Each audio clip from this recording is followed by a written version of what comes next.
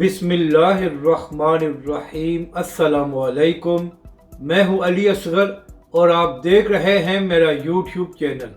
Long march سے پہلے تحریک لبیک پاکستان اور علامہ سعد حسین رضوی کی بڑی کامیابی، اس ویڈیو میں ہم اسی کے متعلق بات کریں گے۔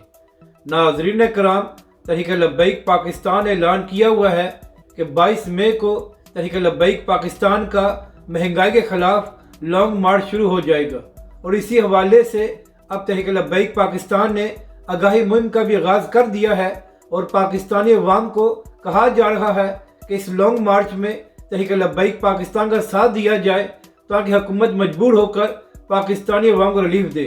تو ناظرین کرام، اسی حوالے سے ایک اچھی خبر سامنے آئی ہے، اور کل وزیر خزانہ اسحاق ڈار نے پریس کانفرنس کر کے یہ اعلان کیا ہے کہ پیٹرول کی قیمت میں 12 روپے کمی کی جا رہی ہے، جبکہ دوسری جانب ڈیزل کی قیمتوں میں 30 روپے کمی کی گئی ہے۔ ناظرین کرام، اگر دیکھا جائے تو پاکستانی عوام کو ایک بڑا ریلیف مل گیا ہے۔ تو اب دیکھنا یہ ہے کہ اس کے بعد تحریک لبیک پاکستان اور علامہ سعد حسین رضوی کا کیا رد عمل سامنے آتا ہے، اور آیا اب تحریک لبیک پاکستان لانگ مارچ کرے گی یا اس کے بعد تحریک لبیک پاکستان کا کوئی نیا اعلان سامنے آئے گا۔ مگر ناظرین کرام، جس طرح تحریک لبیک پاکستان کے ذرائع خبریں دے رہے ہیں تو اس سے یہی معلوم ہوتا ہے کہ تحریک لبیک پاکستان کا لانگ مارچ ہوگا، اور تحریک لبیک پاکستان اور علامہ سعد حسین رضوی حکومت سے یہی مطالبہ کریں گے کہ قیمتوں میں مزید کمی کر کے پاکستانی عوام کو مزید ریلیف دیا جائے۔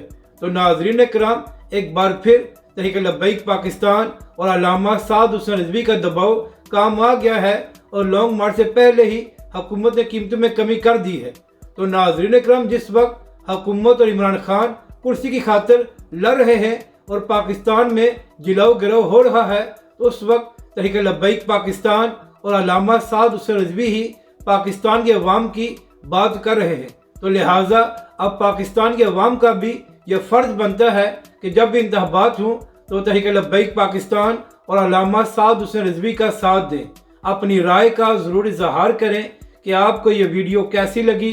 اور ہمارے اس چینل کو بھی سبسکرائب کریں۔